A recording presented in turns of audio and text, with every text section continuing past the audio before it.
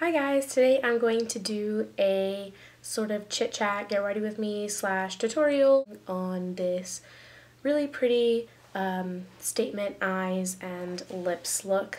I really hope that you like this video and I'm going to jump into it right now.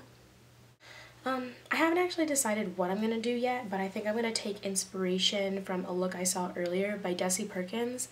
It was like a wet lid look. I think that's what she called it, and it was really, really pretty, and I'd like to do something really shimmery on the lids like she did, so yeah. And also in this video, I'm going to go through my general contour and highlight. I'm not really doing anything important today, just Christmas shopping maybe, but I just haven't filmed in a while, so I definitely want to make it worthwhile. I'm going to start off with my Urban Decay Naked Weightless Skin Foundation in the shade 2.0. Sorry if you hear noise in the background. There's a vacuum cleaner going off. It's very unfortunate.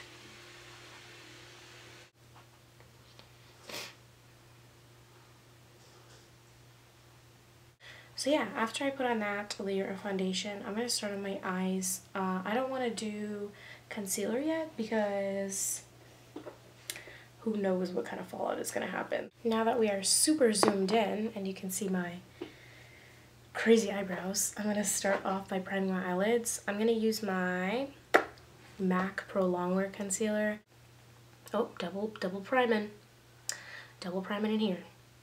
My translucent powder of choice is good old Coty Airspun powder, which it's amazing. Patrick Starr got me hooked, and I use this for baking all the time. After that powder's on, I'm going to pick up a super big fluffy brush and I'm going to go in with the transition color. I'm first going to take this shade, which is Undone, and then I'm going to grab Downfall. So first this one, then this one.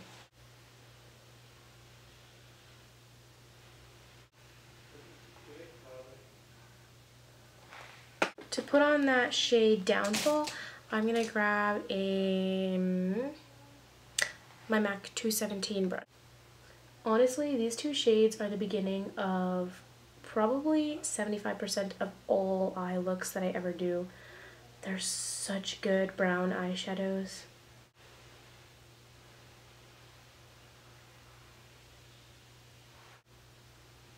Yeah, I'm really liking this. I'm gonna grab brown from my Lorac. That one. Brown from my Lorac Mega Pro.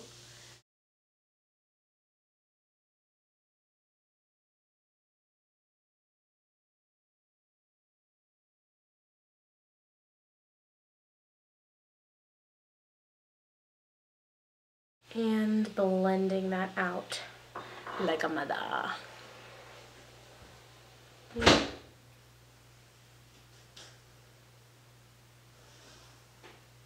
I'm going to grab a clean Zoeva 221 brush and this shade called Nectar from my Lorac Pro palette. And I'm going to use this pinkish shade to help me blend out the crease to my brow bone sort of area. So it's a bit of a transition right there. I love these soft, warm pinks as transition shades. I'm going to go into brown again and keep building that up because I don't really feel like this look is as dark as I want it to be, so.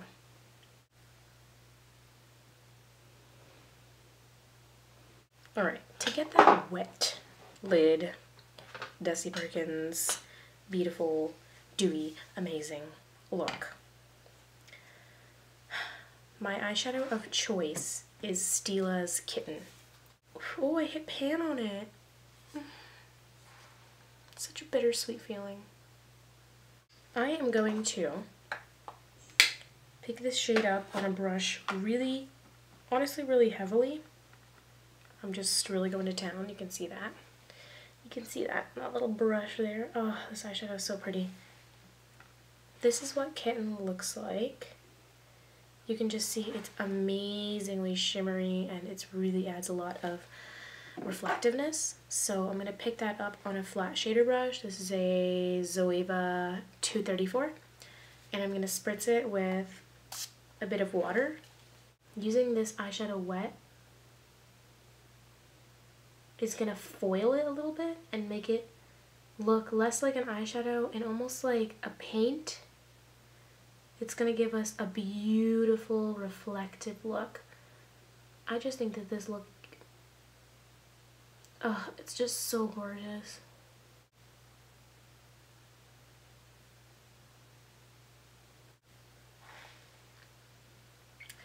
So yeah, now I have some crazy reflective lids. I'm gonna pick up light brown for my Lorac Pro palette and continue to blend things out, because now that we have that shade on, things are gonna look a bit more stark. So I just wanna make sure everything else is super blended. I'm going to keep the inner part of that kitten eyeshadow uncovered and just let it stand out on its own. But for the outer part, I feel like we need a bit of a blend, so there it is.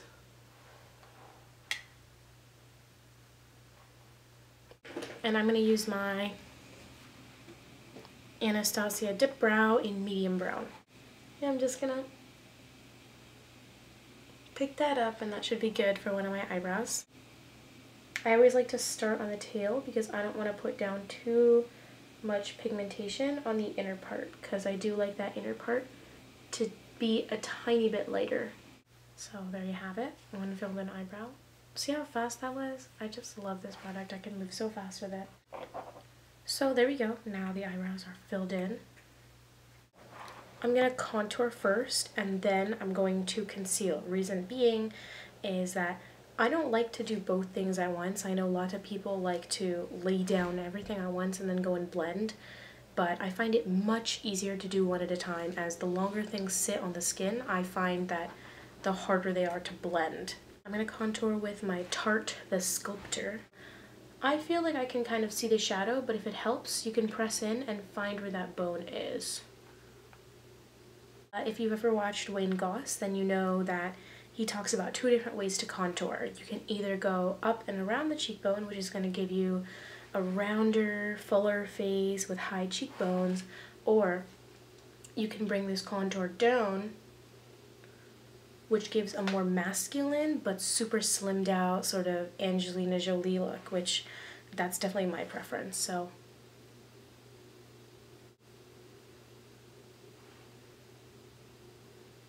then I like to do just a couple of lines across my forehead. This isn't really to contour more than it is just to even out the darkness around my face. And then I'm going to go right underneath my lip to make my lip look like it's a bit heavy and casting a shadow. Just like that. Lots of people don't realize that contouring is a personalized thing. You know, we don't contour our cheekbones just to contour them. We contour them because we think that our faces are a bit too wide, which I agree with. But lots of people think that we just follow the rules because they're the rules and that's just how we contour. But, you know, you shouldn't contour your forehead if you have a small forehead, or your nose if you like the shape of your nose, or you shouldn't contour around your lips if you find that they're already very full. So, yeah, that's something that we all need to understand, I think. I like to blend out my contour with a brush so that it doesn't move around too much.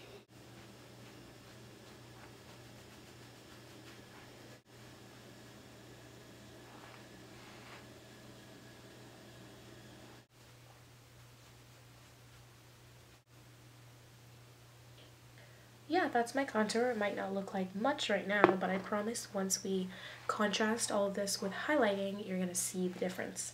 The first concealer I'm going to go in for highlighting is my Maybelline Fit Me Concealer in the shade 20 or Sand.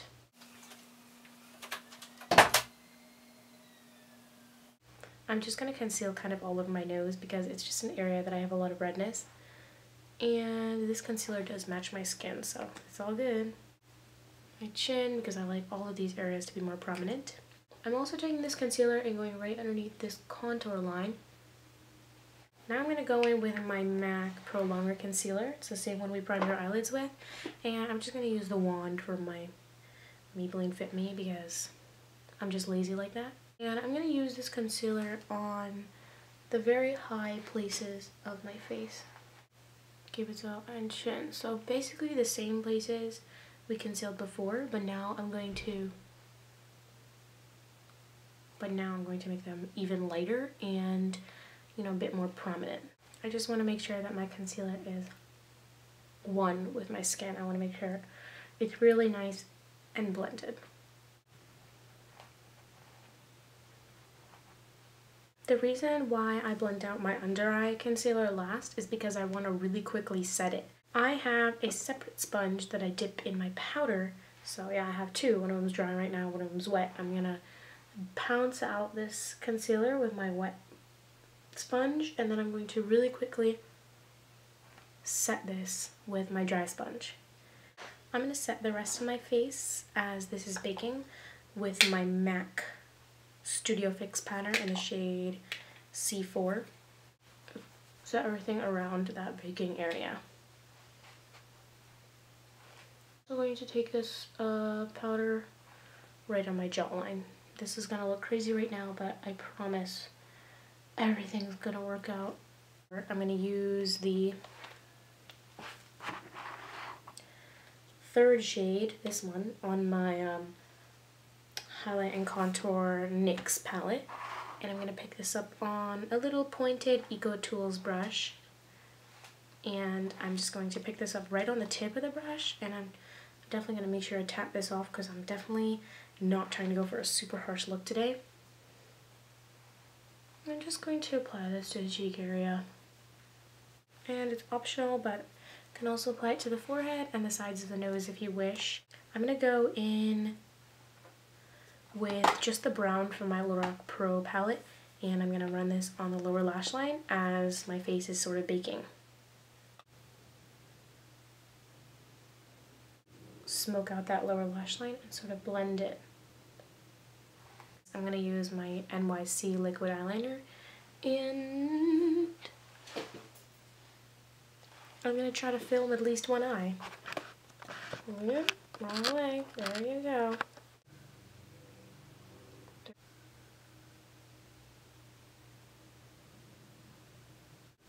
Let's just act like the end of my eyeliner is not literally like a ball right now, because it's stressing me out, and I'm just going to act like it's not there.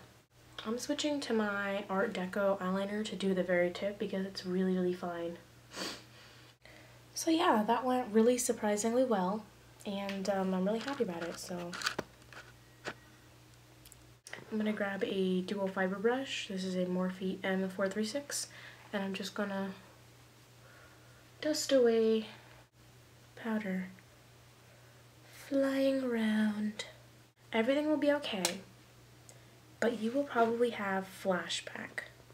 So I do suggest going over the baking areas with a tiny bit of colored, some kind of powder foundation-y type thing. I'm gonna use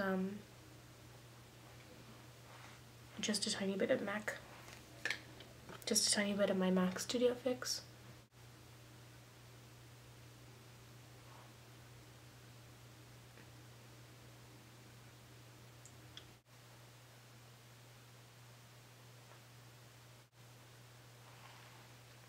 Eyelashes.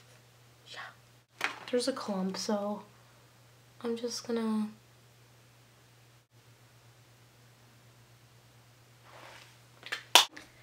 go in with MAC Peaches because I go in with this blush like every day and I die without it. I'm gonna use Becca Moonstone. This is a crazy view of my lips, but lip time. I do not have a matching lip liner, so we're just gonna, you know. This is the Sephora Cream Lip Stain in the shade 15.